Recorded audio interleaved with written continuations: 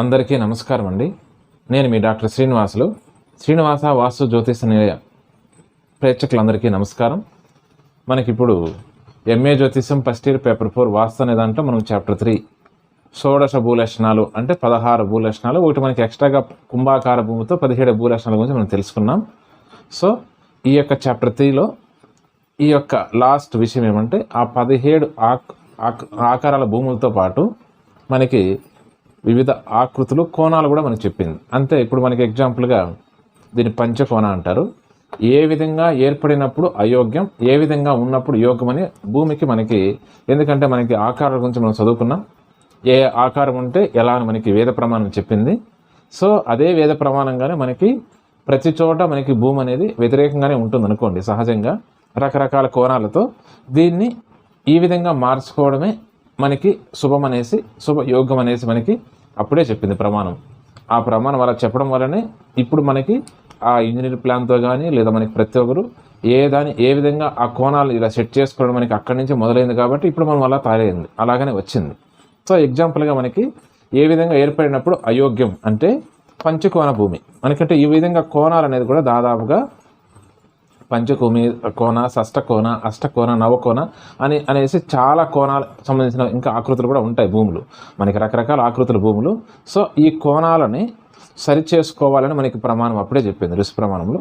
So ఈ విధంగా పంచకోణ అంటే ఇది అశుభమైనటువంటి భూమిని, అంటే రకరకాల దిక్కులకు పెరిగింటుంది అనుకోండి. సపోజ్ ఇది ఒక టైప్ ఉంది, ఇంకో టైప్ కోణం అంటే ఇంకో రక పెరిగింటుంది. సో ఇలాంటి దాన్ని పంచకోణం అంటాం. ఇది అశుభం. దీన్ని మనము ఈ విధంగా శుభంగా అంటే ఆయుధం కావచ్చు లేదా చతురస్రం కావచ్చు, మనం ఆ విధంగా మార్చుకునేదాన్ని మనకి అప్పుడే ప్రమాణం చెప్పింది అని చెప్పడం కోసమే ఈ వీడియో. అంటే ఇలాంటి అశుభయోగ్యమైనటువంటి స్థితి కలిగినటువంటి ఆ కోణ భూమిని ఈ విధంగా మనం ఏ విధంగా అయితే మనము కొలతలు వేసి ఇంజనీర్తో కావచ్చు లేదా మా వాస్తు పండితులతో కావచ్చు లేదా ఎలాంటి వాళ్ళతో సరే ఒక ఆయం ఒక ప్రమాణంగా మనం ఎలా స్క్వేర్గా మార్చుకుంటామో అది మనకి ప్రమాణం అనేది మనకి అప్పటి నుంచినే గ్రంథాల్లో విశ్వకర్మ వాస్తుశాస్త్రం కావచ్చు, విశ్వకర్మ ప్రకాశిక కావచ్చు, వాస్తుశాస్త్ర వివేకము, మయవాస్తు, సో మానుషాలయ చంద్రిక అని మనకి గ్రంథాల ప్రమాణంగా ఈ చాప్టర్కి మనకి చదవమని చెప్పింది. సో ఈ విధంగా మనం మార్చుకోవడం అనేది ఇది శుభకరము. అంటే ప్రతి ఒక్క స్థలము ఏ విధంగానే ఉండనివ్వండి, దాన్ని మనము ఆ కోణాలను కట్ చేసి ఈ విధంగా మార్చుకోవడం శుభమని చెప్పడం కోసమే ఈ వీడియో. మనం ఇప్పుడు ఏ జాగాలకు వెళ్ళినా ఫస్ట్ మనం ఇలా మూలమట్టాన్ని తీసుకొని మనం వేస్తాం. దాని స్థల శుద్ధి, మళ్ళా తర్వాత ఆ స్థలాన్ని ఆ దిక్సూచి అంటే దిగ్మూఢం లేకుండా చేసుకొని ఈ విధంగా చేసుకుంటాం. ఇంకా మనకి సబ్జెక్ట్లో ఇంకా చాలా ఉంది.